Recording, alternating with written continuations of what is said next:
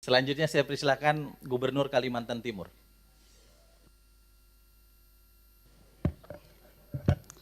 Terima kasih pimpinan. Bismillahirrahmanirrahim. Assalamualaikum warahmatullahi wabarakatuh. Ketua Komisi 2 dan seluruh pimpinan Komisi 2 beserta dengan seluruh anggota Komisi 2 yang kami banggakan.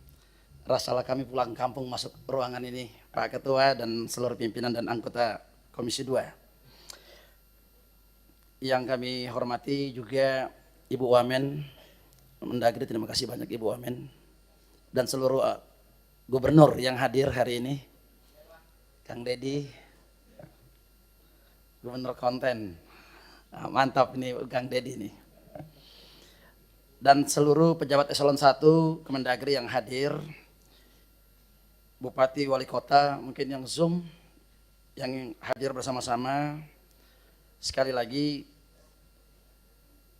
di awal bulan Zulqa'dah ini baru saja tanggal 1, mungkin masih ada suasana Idul Fitrinya.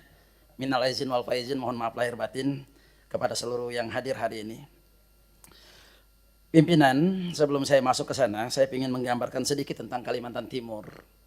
Kalimantan Timur ini menjadi ibu kota Nusantara yang hari ini proses kegiatan pembangunannya semakin berakselerasi.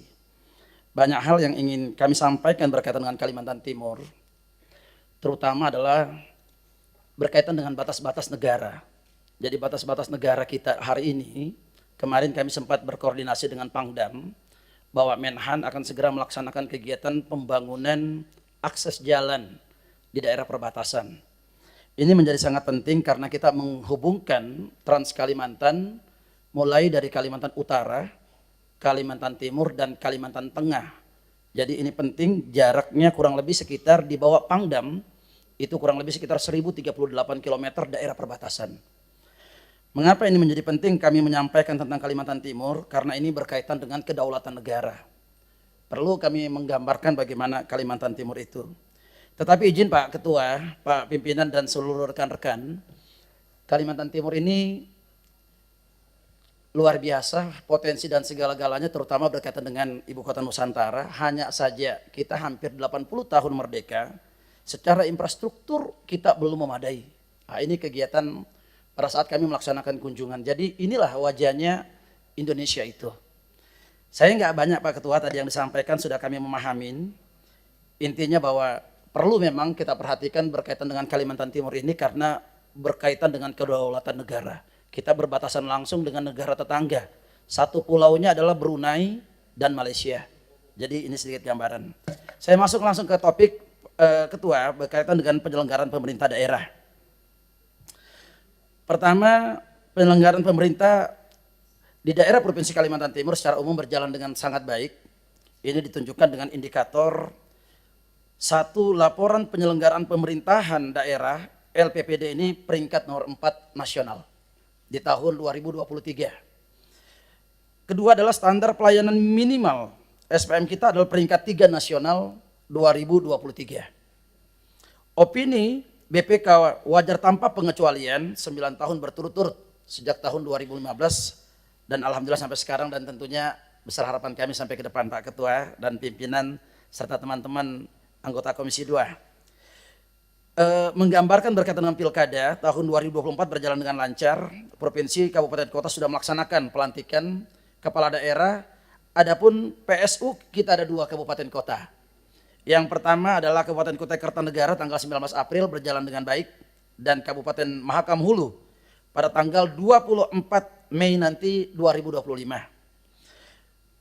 Berkaitan dengan penyelenggaraan wewenang sektor kelautan, ini di daerah ini Ketua, Undang-Undang Nomor 23 Tahun 2014, pemerintah provinsi memiliki kewenangan pengelolaan ruang laut sampai dengan 12 mil laut di luar minyak dan gas, dan penerbitan izin serta pemampatan ruang laut di bawahnya 12 mil laut. Sekali lagi, di luar minyak dan gas bumi. Undang-Undang Nomor 1 Tahun 2022 tidak mengatur pendapatan dari sektor kelautan. Berkaitan dengan perizinan pemampatan ruang laut dilakukan oleh pemerintah pusat dan menghasilkan PNBP.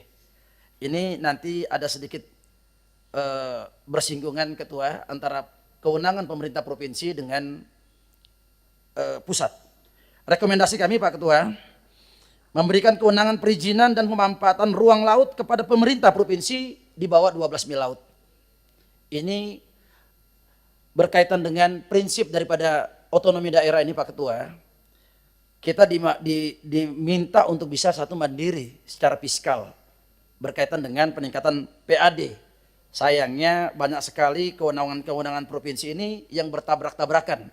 Terutama yang ditabrak melalui dengan permen-permen itu, peraturan menteri. Nanti ini perlu disinkronisasikan kembali Pak Ketua.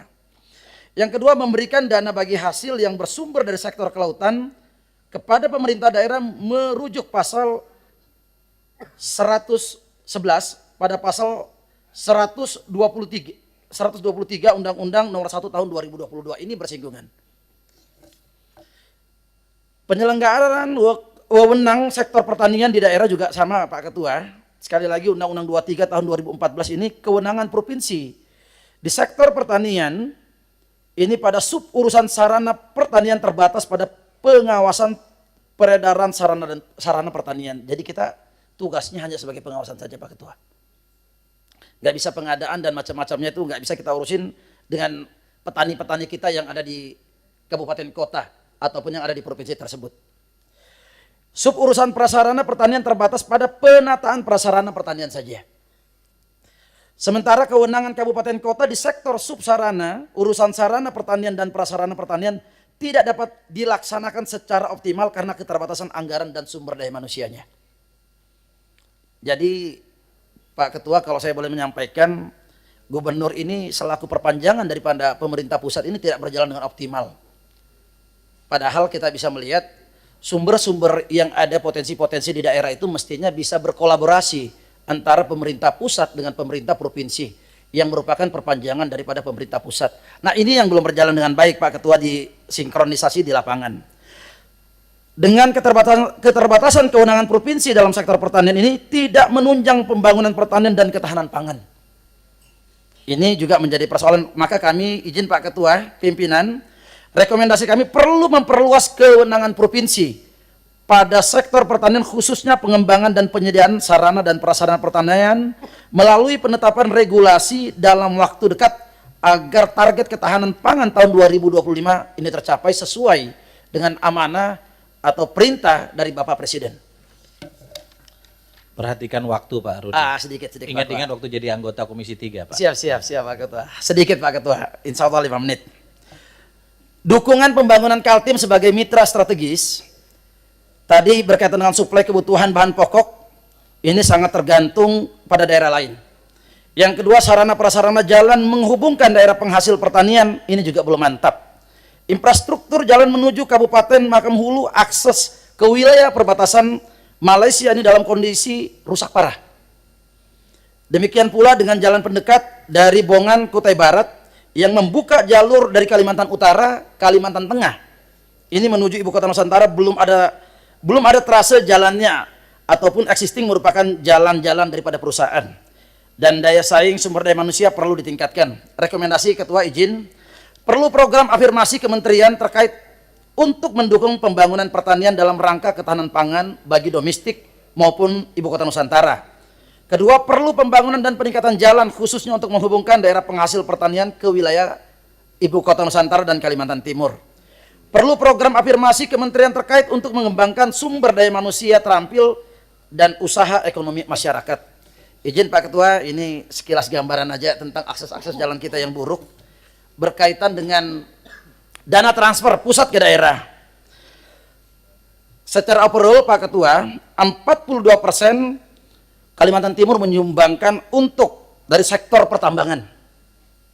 Ini jalan kita Ketua udah malu lah kita Ketua ya, tapi saya yakin pasti punya harapan untuk Ibu Kota Nusantara segera terwujud karena kita akan berhubungan langsung dengan negara-negara tetangga. Yang kedua untuk mengirimkan logistik pertahanan kita Pak Ketua. Jadi ya beginilah kondisinya, Kalimantan Timur ini yang memberikan devisa sangat besar. Selalu 3 besar untuk secara nasional dari Kalimantan Timur Pak Ketua.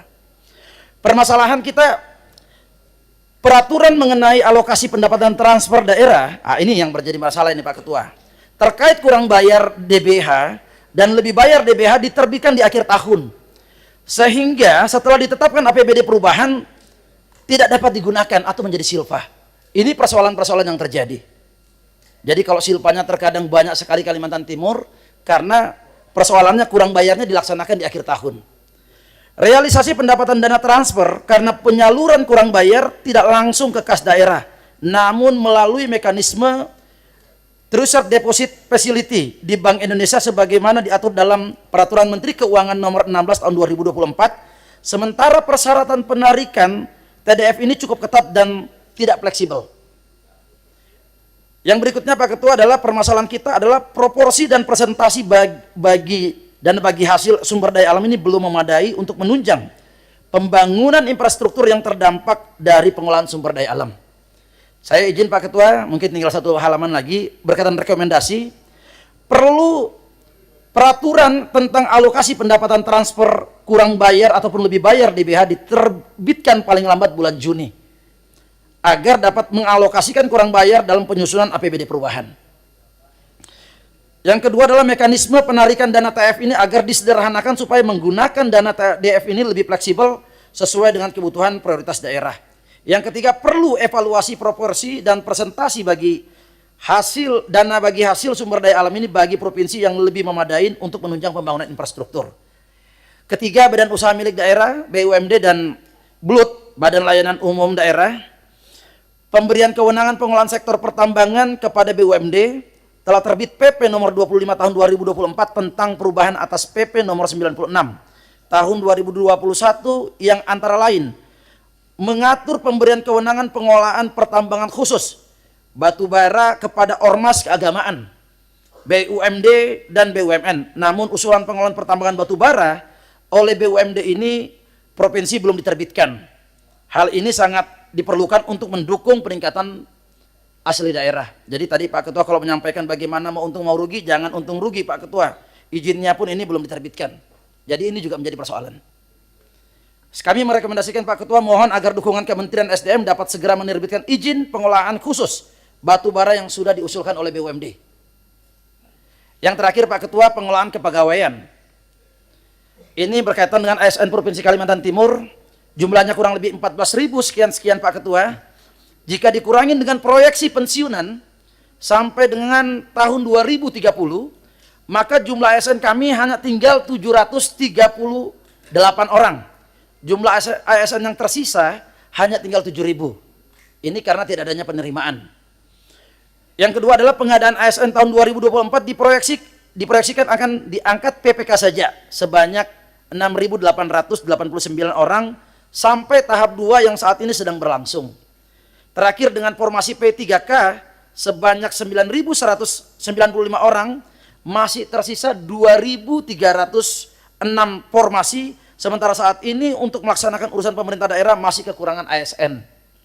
Rekomendasi Ketua mendorong agar Kementerian Pan-RB untuk membuat kebijakan agar memberikan kesempatan kepada pegawai non-ASN yang tidak terdaftar dalam database BKN ini yang telah mengikuti seleksi CPNS tahun 2024 namun tidak lulus ataupun masa kerjanya kurang dari 2 tahun terhitung tanggal 31 Desember 2024 dapat mengikuti seleksi tahap berikutnya dan diangkat sebagai P3K setidak-tidaknya paruh waktu sesuai dengan kemampuan keuangan daerah dan ketersediaan formasi.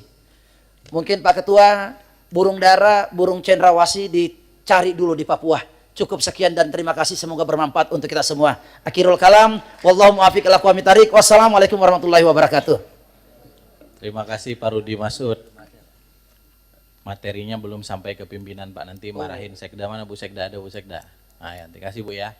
Karena kita sama-sama Kalimantan masih saya kasih toleransi. Siap, terima kasih. Yang lain kemarin saya marahin.